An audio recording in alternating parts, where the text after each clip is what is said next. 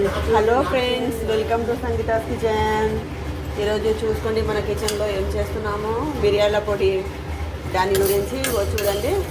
శనగపప్పు, మినప్పప్పు, మిరియాలు ఒక 15-20 మిరియాలు, కొంచెం ఒక 4 టీ స్పూన్ అంత శనగపప్పు, 4 టీ స్పూన్ మినప్పప్పు. ఇగో ఇలా దోరగా ఫ్రై చేసుకోవాలి, బ్రౌన్ కలర్ వచ్చే వరకు.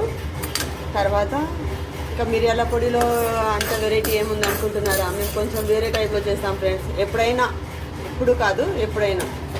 అందులో మేము ఇగో ఇవి డ్రై ప్రాన్స్ ఉన్నాయి కదా, ఎండు రొయ్యలు, అవి కడిగి పెట్టుకున్నాము. అవి కూడా బాగా రోస్ట్ చేసి చాట్లో వేసి చెరిగి ఆ మిరియాల పొడిలో వేసి గ్రైండ్ చేస్తాము. దాని గురించి చూడండి.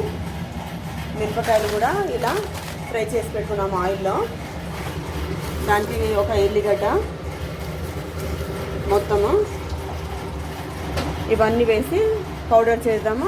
ఇప్పుడైతే ఎండు రొయ్యలు ఫ్రై చేస్తాను. రండి ఫ్రెండ్స్, చూడండి. శనగపప్పు, మినపప్పు చల్లారింది కదా, మిరియాలు కూడా ఉన్నాయి. ఇది బౌల్లో జార్లో వేసుకున్నాను చల్లారిన తర్వాత.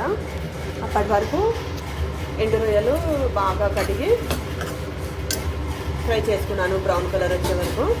ఇప్పుడు ఇవి మనము చాట్లో వేసి చెరుక్కోవాలి ఫ్రెండ్స్. ఇవి ముళ్ళ లాంటివి ఉంటాయి కదా, అన్నీ పోయే వరకు. ఎల్లిపాయలు కూడా ఒలిచి పెట్టుకున్నాము, ఒక 7-8 రెబ్బలు. ఓకేనా? ఇప్పుడు శనగపప్పుని గ్రైండ్ చేసుకుందాం.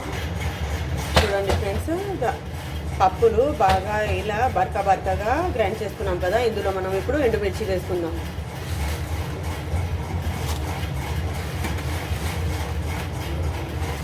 మాడకుండా ఈ విధంగా కొంచెం కలర్ మారే వరకు కొంచెం ఒక 2 టీ స్పూన్ల ఆయిల్ వేసి ఫ్రై చేసుకోవాలి.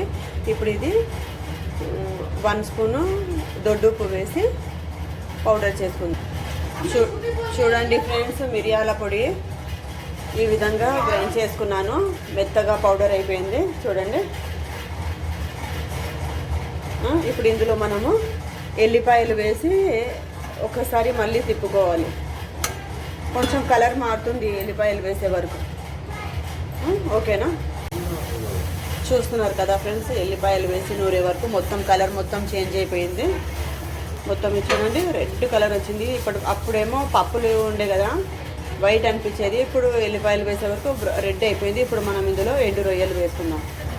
చూడండి ఫ్రెండ్స్, ఎండు రొయ్యలు కూడా బాగా చాట్లో చెరిగి వేసాను. ఇప్పుడు ఇదే పౌడర్ చేసుకుందాం.